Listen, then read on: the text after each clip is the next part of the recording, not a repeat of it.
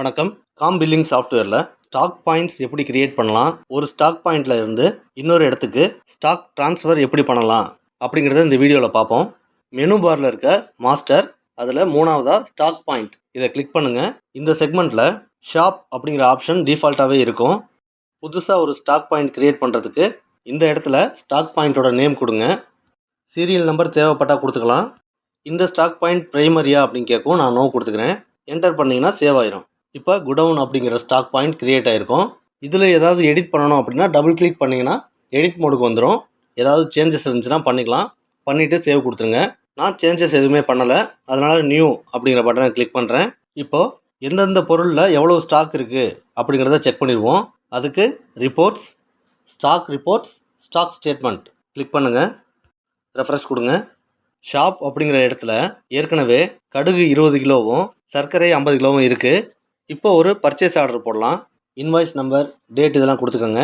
இந்த stock point அப்படிங்கிற இடத்துல நாம் கிரியேட் பண்ண குடவுன் ஸ்டாக் பாயிண்ட்டும் ஆட் ஆகிருக்கும். அதையே செலக்ட் பண்ணிக்கிறேன். இப்போது சுகரை செலக்ட் பண்ணிக்கிறேன். 50 கிலோ பர்ச்சேஸ் பண்ணுறோம். சேவ் பண்ணிக்கிறேன். இப்போ ஸ்டாக் ஸ்டேட்மெண்ட் போகலாம். ஷாப் அப்படிங்கிற இடத்துல ஏற்கனவே இருந்த ப்ராடக்ட் அப்படியே இருக்குது. இதை கிளிக் பண்ணிவிட்டு குடவுனுக்கு மாற்றுறேன். இப்போ ரெஃப்ரெஷ் பண்ணோம் அப்படின்னா நாம் பர்ச்சேஸ் பண்ண 50 கிலோ குடவுனில் ஆட் ஆகிருக்கும். பர்ச்சேஸ் மூலமாக ஸ்டாக் பாயிண்ட்டுக்கு ஸ்டாக் எப்படி கொண்டு வரணும்னு பார்த்தோம். இப்போது ஷாப்பில் இருக்க ஸ்டாக்கை குடவுனுக்கு மாற்றலாம். ஷாப்பில் கடுகு 20 கிலோ இருக்குது. மாஸ்டர் மெனுவுக்கு போங்க. இதில் ஸ்டாக் ட்ரான்ஸ்ஃபர் இதை கிளிக் பண்ணுங்கள். டேட் கொடுத்துக்கோங்க. ஸ்டாக் ஃப்ரம் அப்படிங்கிற இடத்துல ஷாப் கொடுத்துட்டு டூ அப்படிங்கிற இடத்துல குடவுன்னு கொடுத்துக்கிறேன். ஐட்டம் அப்படிங்கிற இடத்துல கடுகை செலக்ட் பண்ணிக்கிறேன். குவான்டிட்டியில் 10 கிலோ கொடுத்து என்ட்ரு பண்ணிக்கிறேன். கண்ட்ரோல் எஸ் கொடுத்து சேவ் பண்ணிக்கலாம். இப்போது ஸ்டாக் ஸ்டேட்மெண்ட் போகிறேன். ரெஃப்ரெஷ் பண்ணிக்கோங்க. இப்போது ஷாப்பில் 20 கிலோ இருந்தது 10 கிலோவாக மாறி இருக்குது. ஷாப்பில் இருந்து குடவுனுக்கு மாற்றுங்க.